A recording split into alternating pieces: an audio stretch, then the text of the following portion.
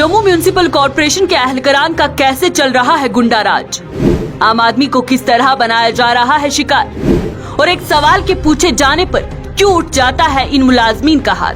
क्या है पूरा मामला, देखें हमारी ये खास रिपोर्ट। जम्मू के इंदिरा चौक इलाके में जम्मू म्यूनिसिपल कॉर्पोरेशन का ड्रामा देखकर आप भी हैरान हो जाएंगे, जहां एक आम आदमी को सवाल पूछना इतना महंगा पड़ गया कि उसके इवज में महकमे के मुलाजमीन ने उसके साथ मारपीट कर दी। इंदिरा चौक में जेएमसी जम्मू के अहलकारों की रेड के दौरान एक सब्जी वाले से पॉलिथीन के इस्तेमाल पर चालान काटने पर एक आम आदमी का सिर्फ ये कहना कि सब्जी वाले को चालान करने के बजाय उन फैक्ट्रियों यानी कि जहां इन थैलों को बनाया जाता है उन पे कार्रवाई की जाए तो बेहतर रहेगा, क्योंकि ना फैक्ट्रियां बनाएंगे और ना बाजार में ये पॉलिथीन आएगा। बस सवाल इतना सा ही था कि बहस बढ़ते बढ़ते हाथापाई में तब्दील हो गई और सब्जी खरीदने आए और सवाल पूछने वाले रविंदर पंडिता को जेएमसी एहलकारान ने मारना पीटना शुरू कर दिया।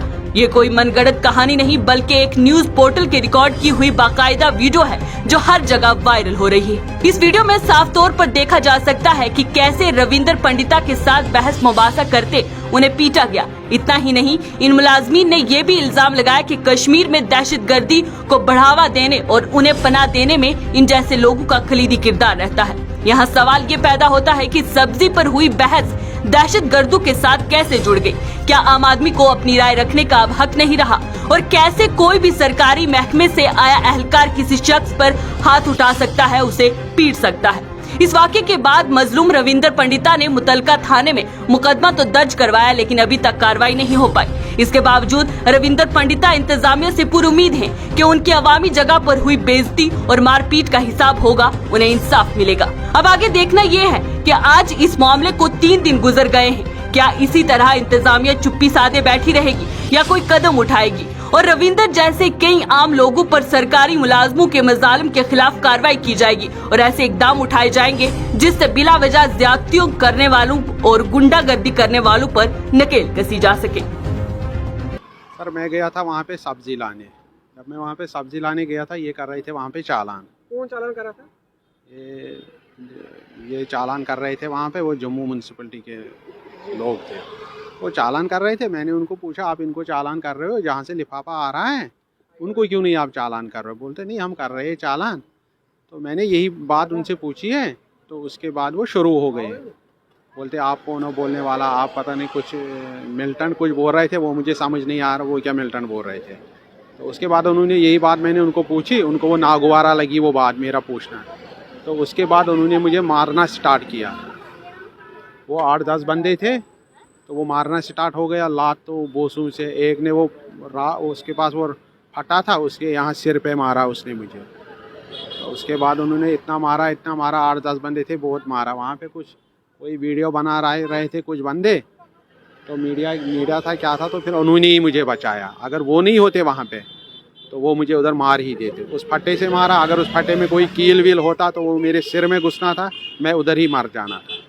तो वहाँ पे वो लोग थे, उन्होंने बड़ी मुश्किल से मुझे बचाया। अगर वो नहीं होते तो ये मुझे वहाँ पे ही मार देते। पता वो लोग कौन थे उनके साथ, लेकिन उधर वो वीडियो बना रहे थे, वीडियो में वो सारे हैं।